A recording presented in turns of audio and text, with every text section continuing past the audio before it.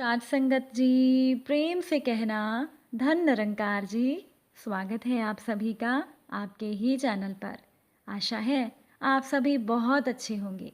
हाजिर हूँ मैं आप सभी के लिए एक नई साखी लेकर। तो चलिए आज की साखी सुनते हैं। साथ संगत जी, बहुत पुरानी बात है। उत्तर प्रांत की कमलावती नगरी में गोपाल नाम का एक ग्वाला रहता था। वो ग्वाला पढ़ा लिखा नहीं था और उसने कथा वार्ता भी कभी नहीं सुनी थी। दिन भर वो गायों को जंगल में चराया करता था। दोपहर को उसकी पत्नी उसे खाना देने आ जाया करती थी। गोपाल बहुत ही सीधा और सरल था। उसे राम राम जपने की आदत पड़ गई। इसीलिए वो राम राम का जप सुबह शाम थोड़ा बहुत कर लेता था। इस प्रकार से उस ग्वाले की उम्र 50 वर्ष की हो गई।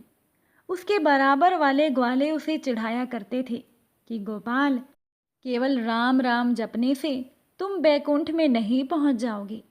एक दिन गोपाल को उसके कुछ साथी चिढ़ा रहे थे। उसी रास्ते से एक संत जा रहे थे। अब संत जी ने चिढ़ाने वालों से कहा, भाई तुम लोग तो बहुत बड़ी गलती कर रहे हो। तुम भगवान के नाम की महिमा नहीं जानते। ये बूढ़ा चरवाहा अगर इसी प्रकार से श्रद्धा से भगवान का नाम लेता रहेगा तो इसे संसार सागर से पार करा देने वाले गुरु ज़रूर मिल जाएंगे। भगवान का नाम तो सारे पापों को तुरंत भस्म कर देता है। अब तो गोपाल को भी विश्वास हो गया कि मुझे अवश्य गुरु मिलेंगे और गुरु की कृपा से मैं भगवान के दर्शन कर सकूंगा। अब तो गोपाल अपने गुरुदेव की प्रतीक्षा करने लगा। वो सोचता, गुरुजी को मैं झट संत के बताए हुए लक्षणों से पहचान लूंगा और अपने गुरु को ताज़ा दूध पिलाऊंगा। फिर वो मुझ पर राजी हो जाएंगे और मेरे गुरुजी बड़े भारी ज्ञानी होंगे। उनका ज्ञान मेरी समझ में कैसे आएगा? मैं तो उनसे एक बात पूछ लूंगा, मुझसे बहुत से झंझट नहीं होंगे। साथ संगत जी, गोपाल की इच्छा तीव्र हो चुकी थी। वो बार बार रास्ते पर जाकर पेड़ पर चढ़कर देखता, लोगों से पूछता कि कोई संत तो इधर नहीं आए। कभी कभी व्याकुल होकर वो गोपाल गुरुजी के न आने से रोने लगता। अपने अनदेखे अनजाने गुरु को जैसे गोपाल खूब जान चुका था। एक दिन इसी प्रकार की प्रतीक्षा में गोपाल ने दूर से एक संत को आते हुए देखा। गोपाल का हृदय तो आनंद से भर गया। गोपाल ने समझ लिया कि मेरे तो गुरुदेव आ गए। उन्हें ताज़ा दूध पिलाने के लिए वो झटपट गाय को दूहने के लिए बैठ गया। इतने में वो संत गोपाल के पास आ गए। दूध दूहना अधूरा छोड़कर एक हाथ में दूध का बर्तन और दूसरे में अपनी लाठी लिए गोपाल संत के पास खड़ा होकर बोला, महाराज तनिक दूध तो पीते जाओ। अब संत साधु ने जब ये शब्द सुने तो वो रुक गए। गोपाल के हाथ तो फंसे थे। तो संत के सामने जाकर गोपाल ने अपना मस्तक झुकाया और सरल भाव से बोला, लो ये दूध पी लो और मुझे उपदेश देकर कृतार्थ करो। महाराज मुझे भव सागर से पार करा दो। अब मैं तुम्हारे चरण नहीं छोड़ूंगा। दूध का बर्तन और लाठी एक ओर रखकर गोपाल संत के चरणों से लिपट गया। गोपाल की आंखों से आंसू बहने लगे। संत एक बार तो ये देखकर हैरान हो गए। फिर गोपाल के सरल भक्ति भाव को देखकर संत जी बड़े खुश हुए। उन्होंने गोपाल से घर चलकर स्नान करके ज्ञान लेने को कहा। गोपाल ने कहा, महाराज मुझे तो जंगल में रहकर गाय चराना ही आता है। स्नान करके पूजा तो मैं जानता ही नहीं। घर भी मैं कभी कभार जाता हूँ। मैं तो गंवार हूँ। मुझसे ये बातें नहीं होंगी। मैं तो भूल भी जाऊँगा। मुझे तो आपको ये एक बात बता दो और यहीं बता दो। मैं उस बात का पालन ज़रूर करूँगा। अब साथ संगत जी, ऐसे भोले भाले भक्त पर तो भगवान भी रीझ जाते हैं। संत ने मानसिक आसन शुद्धि आदि करके अपने कमंडल के जल से गोपाल पर छींटा मारा और मंत्र देकर बोले, देखो अब तुम्हें जो कुछ खाना हो भगवान गोविंद का भोग लगाकर ही खाया करो। इसी एक साधन से तुम पर भगवान की कृपा हो जाएगी। गोपाल ने पूछा, महाराज मैं आपकी आज्ञा का पालन तो ज़रूर करूँगा, पर गोविंद भगवान मुझे कहाँ मिलेंगे जो मैं उन्हें रोज भोग लगाकर भोजन करूं? संत ने भगवान के स्वरूप का वर्णन करके कहा, भगवान तो सब जगह है। सबके भीतर हैं। तुम उनके रूप का ध्यान करके उन्हें पुकार लेना और उनको भोग लगा देना। और भूलना मत, उन्हें भोग लगाए बिना तुम कुछ मत खाना। ये उपदेश देकर गोपाल का दूध ग्रहण करके महात्मा वहां से चले गए। अब दोपहर को गोपाल की पत्नी आई और खाना देकर चली गई।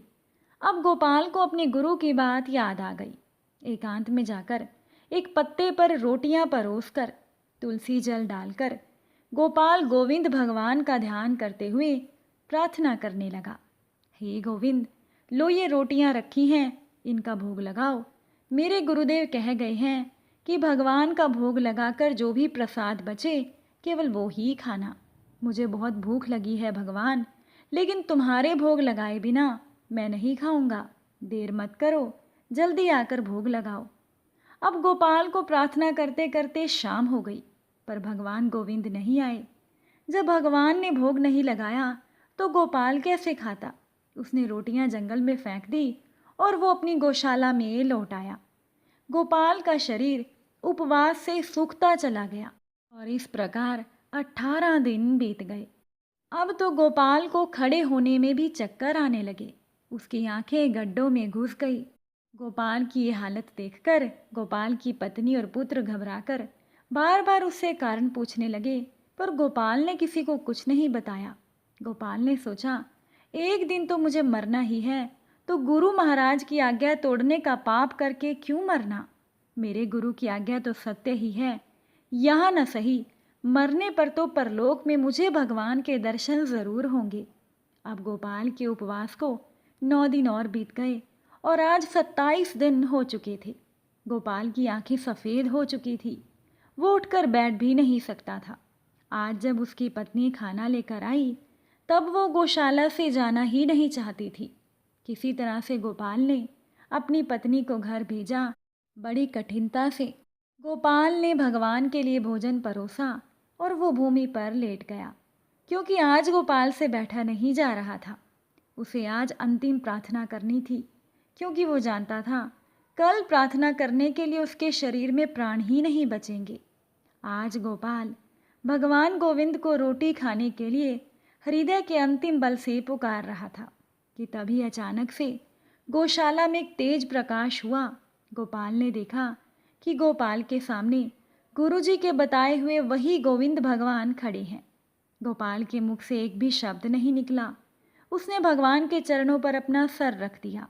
उसके नेत्रों की धारा ने भगवान के चरणों को धो दिया। भगवान ने भक्त को गोद में उठा लिया और बोले, गोपाल, तू रो मत। देख, मैं तेरी रोटियां खाता हूँ। मुझे तो ऐसा ही अन्न प्रिय है। अब तू यहाँ से घर जा। अब तुझे कोई चिंता नहीं। अपने बंधु बांधवों के साथ तू सुखपूर्वक अपना जीवन बिता और अंत में तू मेरे गोलोक धाम आएगा। भगवान ने उसकी रोटियां खाई और उसके लिए प्रसाद छोड़कर अंतर ध्यान हो गए। अब गोपाल ने जैसे ही उस प्रसाद को ग्रहण किया, गोपाल का हृदय आनंद से भर गया। उसकी भूख, प्यास, दुर्बलता, थकावट सब पल भर में चली गई और आज 27 दिन के उपवास की भूख, प्यास तथा दुर्बलता ही नहीं दूर हुई, बल्कि अनंत काल की दुर्बलता दूर हो गई। ऐसी थी गोपाल की भक्ति। साध संगत जी, ईश्वर तो अपने भक्त के मन के भावों को देखते हैं और ऐसे भोले भाले भक्त पर भगवान रीझ ही जाते हैं। अगर आज की ये साखी आपको अच्छी लगी हो तो वीडियो को लाइक और शेयर ज़रूर कीजिएगा। आप सभी से फिर मुलाकात होगी एक नई साखी के साथ। साध संगत जी, प्यार से कहना, धन निरंकार जी।